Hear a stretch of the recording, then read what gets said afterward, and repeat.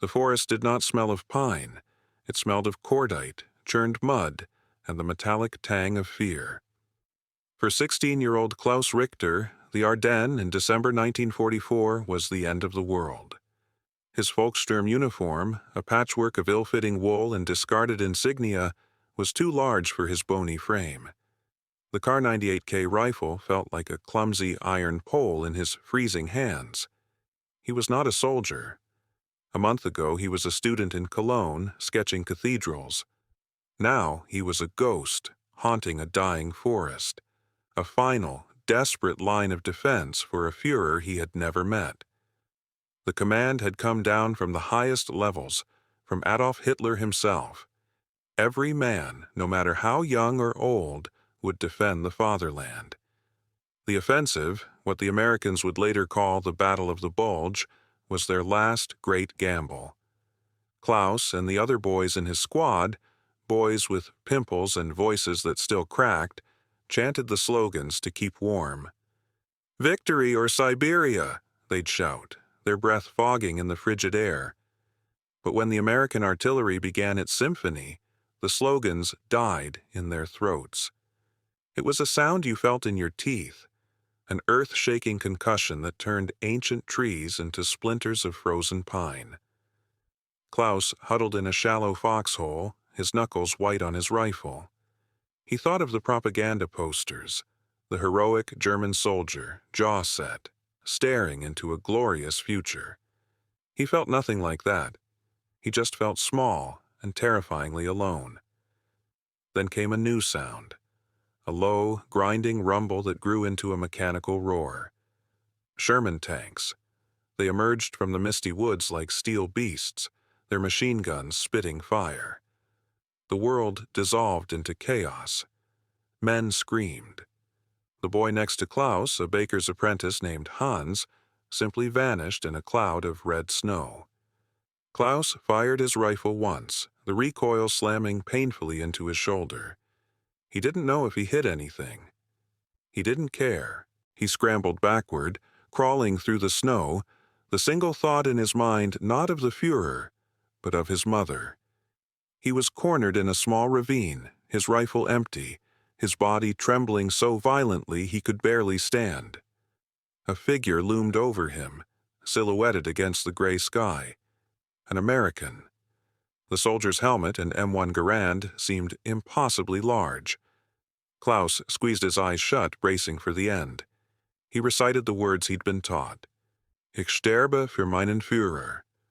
I die for my Führer.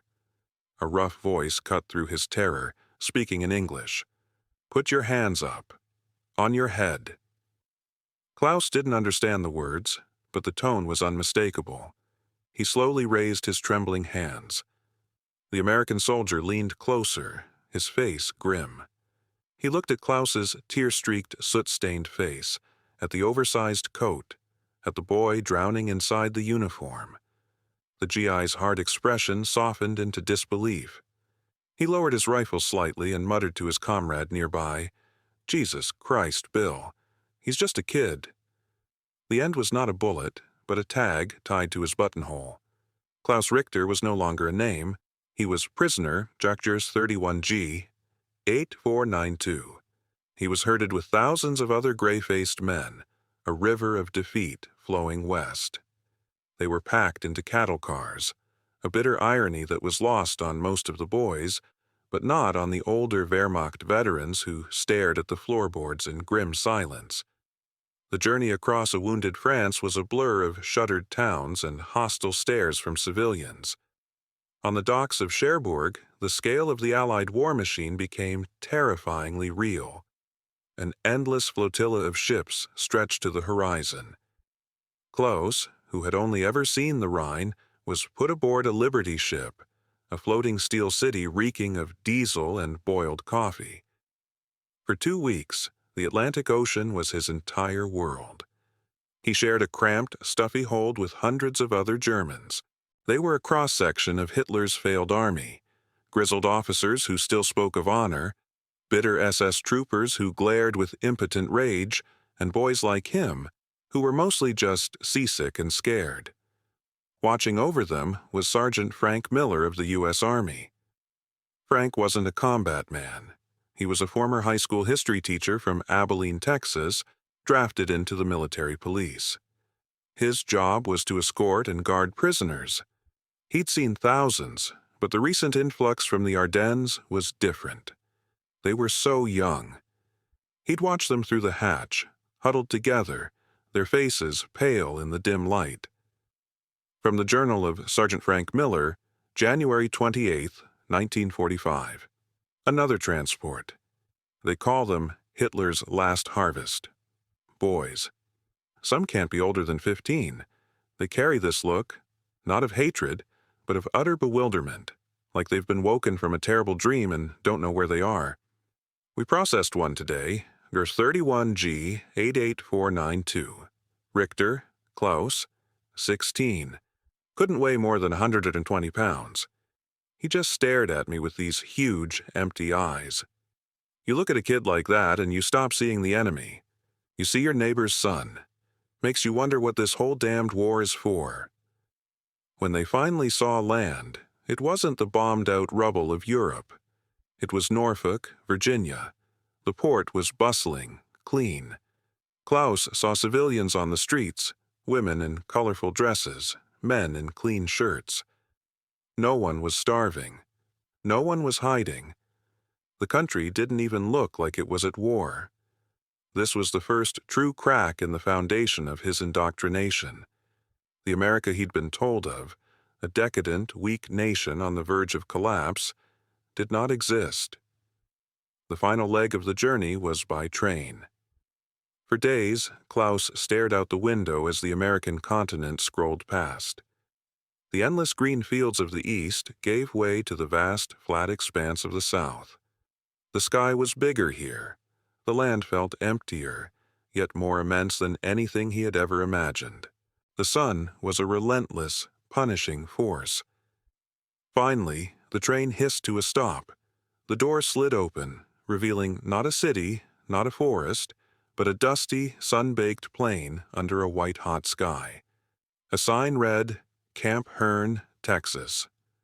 Klaus stepped out into the oppressive heat, the barbed wire fences glinting in the sun, a prisoner a world away from home. Camp Hearn was not a place of torture, but of bewildering emptiness. The physical torment of the Ardennes was replaced by the psychological weight of the Texas sky.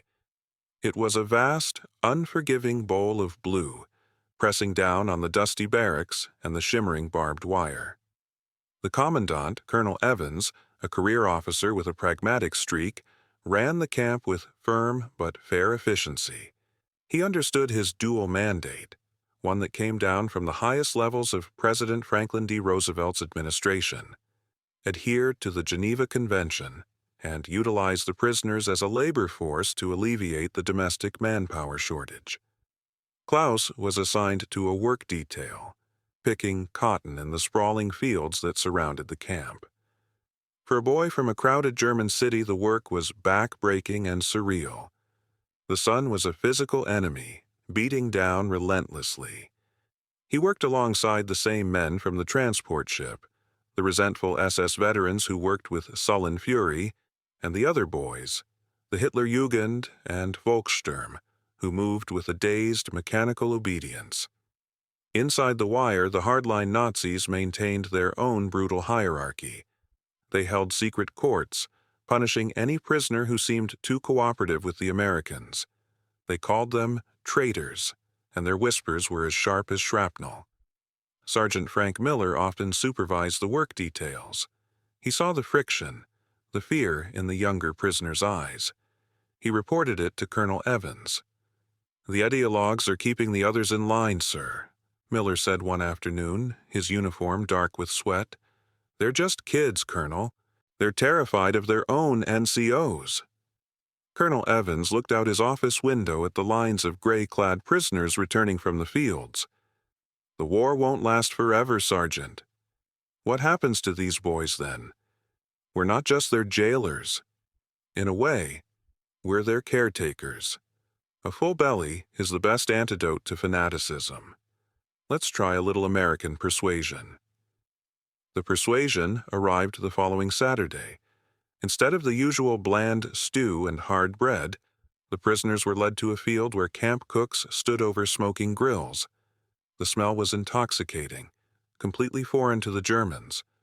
On long tables were stacks of soft buns, trays of sizzling meat patties, and crates filled with dark, curved glass bottles. Coca-Cola. It was a 4th of July-style cookout, a bizarre gesture of cultural diplomacy in the middle of a war. Klaus watched, bewildered. A senior German NCO, a man with a scarred face and cold eyes, barked in German, "Do not touch this degenerate American filth. It is an insult." But the hunger was a more powerful commander than the NCO. One by one, hesitantly, the prisoners shuffled forward. An American guard, a friendly-faced private, handed Klaus a paper plate. On it was a hamburger. It looked nothing like the coarse sausages of home. Next to it, he placed a bottle of Coca-Cola, its glass cold and beaded with condensation.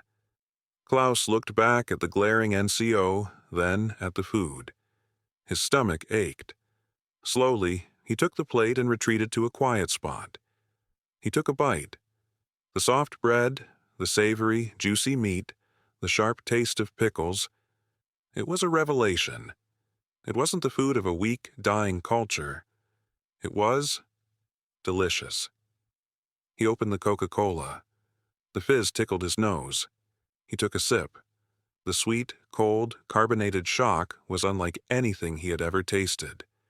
It was pure, uncomplicated pleasure. In that moment, sitting in the Texas dust, a prisoner thousands of miles from a home that probably no longer existed, Klaus Richter committed his first true act of treason. He enjoyed it. And as he ate, the Führer's grand, terrible vision seemed a little smaller, a little more distant. The hamburger was a line drawn in the dust. On one side were the hardliners, the unbending ideologues who saw the American food as poison and cooperation as the highest form of treason. On the other side were the quiet ones, the weary and the young, like Klaus, for whom the taste of that simple meal had planted a seed of doubt.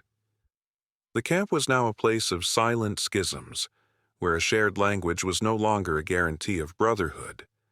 Seeing the small success, Colonel Evans and Sergeant Miller initiated the next phase of their persuasion. Notices went up announcing voluntary English classes and weekly movie nights. It was part of a larger top-secret program known as the Intellectual Diversion Program, designed by the Provost Marshal General's office to subtly re-educate prisoners who might one day rebuild a democratic Germany. The staunch Nazis forbade anyone from attending. "You will not learn the tongue of the Jewish bankers and degenerates," one SS Obersturmführer bellowed during evening roll call. But curiosity and a profound boredom were powerful forces. Klaus, clutching the memory of the Coca-Cola, found himself slipping into the back of a makeshift classroom. Sergeant Miller stood at the front with a piece of chalk. He wasn't a soldier now. He was Mr. Miller, the history teacher from Abilene. He pointed to a chair. "Chair." He pointed to the table. "Table." He smiled. "Hello." Klaus felt a strange sense of relief. For an hour he was not prisoner Jutter 31G, 8492. He was a student again. He learned to say hello and thank you. They were small, simple words, but they felt like bridges being built across an ocean of hatred. The true shattering came on a hot Thursday night in April 1945. The prisoners were gathered in a large mess hall for a movie. They expected a Hollywood comedy or a Western, a mindless distraction. Instead, the projector flickered to life with the stark black and white of a U.S. Army Signal Corps newsreel. The title card read, "German concentration camps at Buchenwald and Dachau." The room fell silent.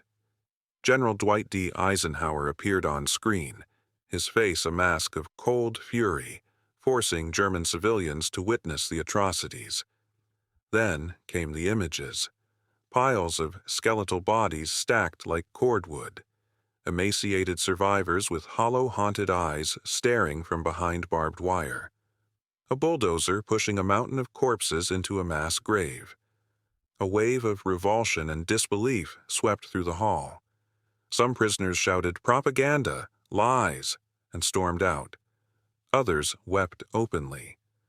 Klaus sat frozen, his hands gripping the bench. He had heard whispers, of course. Back in Cologne, the family of his Jewish friend Leo had simply vanished one night. No one spoke of it. It was a secret everyone kept. But these images, they were not whispers. They were a scream. The neatly stacked shoes, the piles of eyeglasses, the skeletal children in striped uniforms. It was the truth, undeniable and absolute. The world he had been fighting for, the cause for which Hans had vanished in a cloud of red snow, was built on a foundation of this. The glorious fatherland was a charnel house. When the lights came up, the room was thick with shame and horror. Klaus stumbled out into the Texas night, his stomach churning. He leaned against the barracks, gasping for air. The ideology that had been his armor had been ripped away, exposing the raw, terrified boy underneath. A shadow fell over him. It was the scarred NCO from the transport ship. He didn't speak. He just stared at Klaus with an expression of pure, murderous contempt, then spat on the ground and walked away. Klaus understood. He had not just watched a film. He had borne witness. And in the eyes of the faithful, he was now more than a traitor. He was an apostate. The news came on the first day of May 1945. It crackled over the camp's loudspeakers, first in English, then in a clipped German translation. Adolf Hitler was dead. A week later, on May 8th, Colonel Evans stood before the assembled prisoners as the American flag was raised. As of 23:01 hours Central European Time yesterday, he announced, his voice carrying clearly in the morning stillness, the war in Europe is officially over. A strange, fractured sound rippled through the thousands of gray uniforms. For some, it was a cry of rage and denial, shouts of, "It's a lie," from the diehards who still clutch the phantom of a glorious Reich. But for most, including Klaus Richter, the sound was a profound and deafening silence. It was not joy. It was not relief. It was the hollow echo of a world that had suddenly ceased to exist. The cause, he was told, was everything. The war that had consumed his youth had simply ended. He was still a prisoner, still in a cage of dust and sun, but the war was over. The defeat cleaved the camp in two. The hardliners retreated into a shell of bitter defiance, their glares turning murderous toward those they deemed weak. One afternoon, while weeding a vegetable patch, Klaus was cornered by the scarred NCO. The man's shadow fell over him, cold despite the Texas heat. "Verräter!" the NCO hissed, his voice low and venomous. "Traitor! Du hast ihre Lügen und ihr Schweinefleisch gefressen. Du bist kein Deutscher mehr. You devoured their lies and their pig meat. You are no longer a German." Klaus's blood ran cold. He could feel the eyes of the other hardliners on him. He braced himself, expecting a blow. "Everything all right here, Richter?" The voice was calm, and it spoke English. Sergeant Miller stood a few feet away, his expression unreadable. Klaus found his own voice, piecing together the new words. "Yes, Sergeant. All. Okay." The NCO's eyes blazed with hatred for a moment. Then he sneered, spat on the ground near Klaus's feet, and stalked away. The English words had been a shield the NCO's fury could not penetrate. Miller gave Klaus a slight nod and moved on, but the message was clear. The old authority was broken. Repatriation was slow. Months passed. The war in the Pacific raged on and then ended. The Texas summer bled into a mild autumn. Klaus continued his English lessons and his work in the fields. But something had changed. The land no longer felt like a prison. It felt like a strange, quiet purgatory. He learned about President Roosevelt's death, about something called an atomic bomb, about a world that was being remade while he waited. One evening, sitting with Sergeant Miller under a darkening sky, Klaus practiced his English. "What will you do?" "Home," Klaus asked, the words still clumsy on his tongue. Miller looked at the horizon. "Go back to Abilene, I suppose. Teach history to kids who will hopefully never have to see it made." He turned to Klaus. "What about you, Klaus? What will you do?" Klaus thought of Cologne, of the probable ruins, of his mother. He thought of the concentration camp newsreels and the sweet shock of the Coca-Cola. "I will build," he said finally. "Build again." Miller smiled, a genuine, tired smile. "Good answer," he said.